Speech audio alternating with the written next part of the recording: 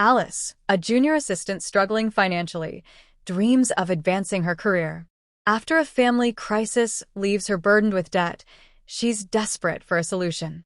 Ethan Blackwood, the powerful and enigmatic CEO of the company she works for, notices Alice's quiet ambition.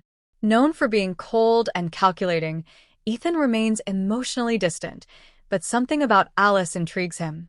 One day, Alice is summoned to Ethan's office, unsure of what to expect. To her surprise, Ethan makes her an unusual offer. He proposes a contract. In exchange for a large sum of money, Alice will become his companion for public appearances.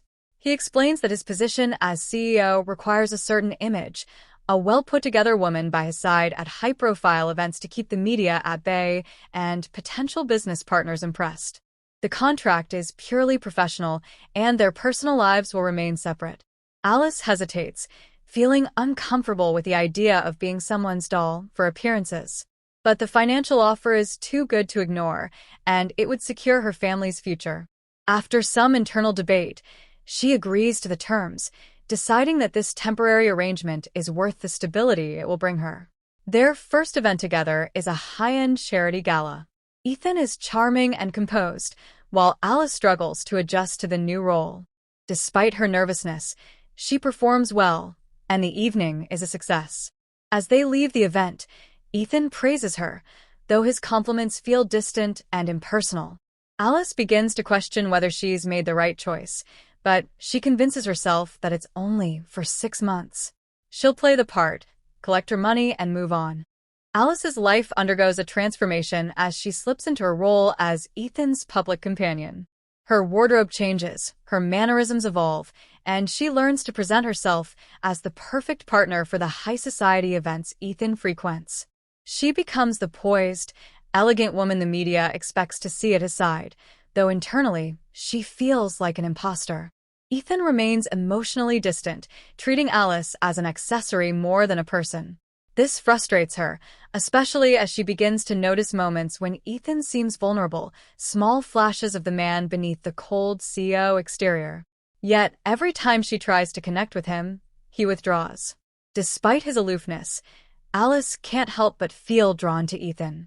Their proximity, the intimate settings, and the constant scrutiny they face together start to create a bond, though it feels fragile. Alice knows that the terms of their contract prevent them from getting too close, but her feelings for Ethan are becoming harder to ignore. At a particularly lavish gala, Alice sees Ethan in a new light.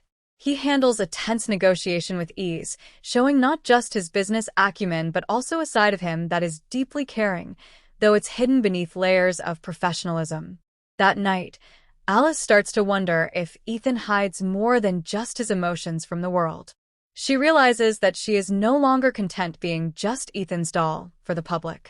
She wants to know the real man behind the CEO persona, but the contract and Ethan's walls keep her at a distance. One evening, after a particularly successful deal, Ethan invites Alice to dinner in a more relaxed, private setting. For the first time, their conversation drifts away from business.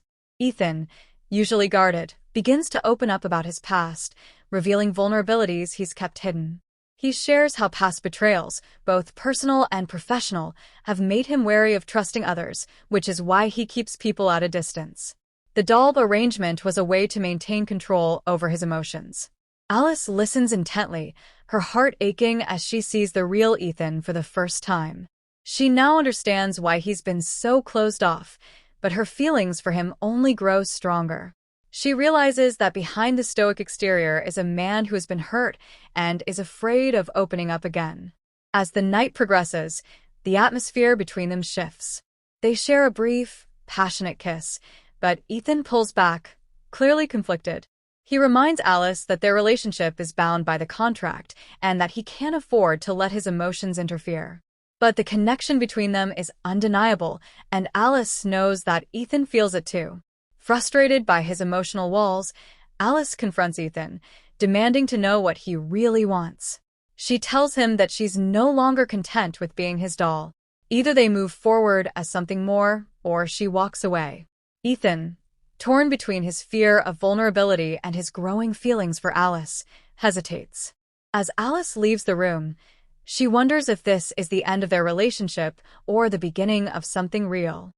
The tension between Alice and Ethan reaches its peak. After her emotional confrontation with Ethan, Alice gives him space, hoping he will come to terms with his feelings. However, Ethan continues to keep his distance, throwing himself into his work and maintaining their professional facade. Alice, too, is torn. She can't continue being just an accessory in Ethan's life, yet walking away feels impossible. Their public appearances become strained, and the emotional distance between them grows. Ethan's reluctance to fully open up frustrates Alice to the point where she begins questioning the entire arrangement. She had thought there was something more between them, but now she feels like she's back to being just a doll. Finally, Alice reaches her breaking point. She confronts Ethan again, this time with a firm decision. "I can't do this anymore," she tells him, her voice steady despite the turmoil inside her. "I deserve more than this. You need to decide. Either we move forward as equals or we end this here." Ethan is visibly shaken by her words, but his fear of emotional attachment is strong. He remains silent, unable to make the choice she needs him to. Alice, heartbroken but resolute, walks away from the office, feeling the weight of their broken connection. For the next few days, Alice focuses on herself, unsure if Ethan will come after her. She tries to move on, but her heart still yearns for him.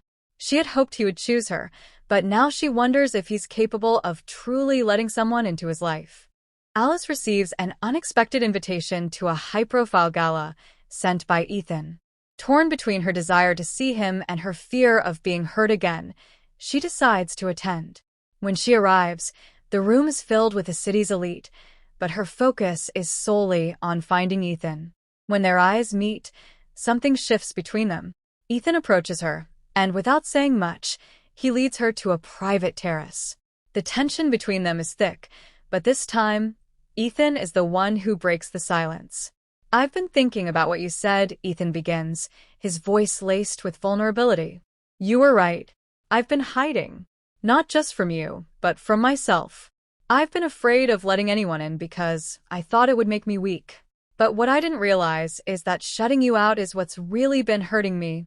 Alice listens, her heart racing as Ethan continues. "I don't want to lose you, Alice. I want to try. I want to be with you, not just as a partner for appearances, but for real." Tears well in Alice's eyes as she hears the sincerity in Ethan's words. This is the moment she had been waiting for, the moment when Ethan finally lets her in. They share a kiss, and this time, it's filled with all the emotions they had kept bottled up for so long. Alice and Ethan's relationship enters a new phase. Now that they've admitted their feelings for each other, they begin navigating the challenges of being together, both personally and professionally. The company, which had always been Ethan's top priority, now has to share his attention with his blossoming relationship with Alice. At work, rumors swirl about their relationship. Some question Ethan's ability to lead while being romantically involved with an employee, while others speculate about Alice's role in his life. Despite the whispers, Alice and Ethan remain strong. They're determined to make their relationship work, even with the obstacles they face. But it's not easy. The pressures of work, media attention, and their personal lives create tension. One evening, after a particularly stressful day, Alice finds Ethan sitting alone in his office, looking more vulnerable than she's ever seen him. "You don't have to carry this alone," Alice tells him, sitting beside him. "We're in this together." Ethan nods, taking her hand. "I know. It's hard to balance everything. We'll figure it out," Alice reassures him. One day at a time. Over the next few months, they do just that. They face challenges head-on, supporting each other through the ups and downs. Their relationship isn't perfect, but it's real, and that's what matters. As they stand on the terrace of Ethan's penthouse, looking out at the city, Ethan wraps his arms around Alice. "I used to think love was a weakness," he whispers, "but now I know it's my strength." "You're my strength," Alice smiles, leaning into him. "And you're mine." They know their journey isn't over, but with each other, they're ready for whatever comes next.